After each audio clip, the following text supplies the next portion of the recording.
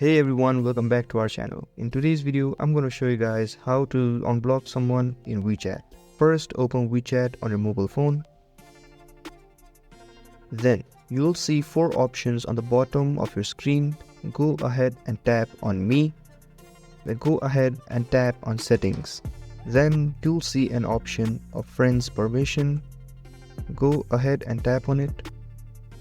There, you'll see an option of Blocked List.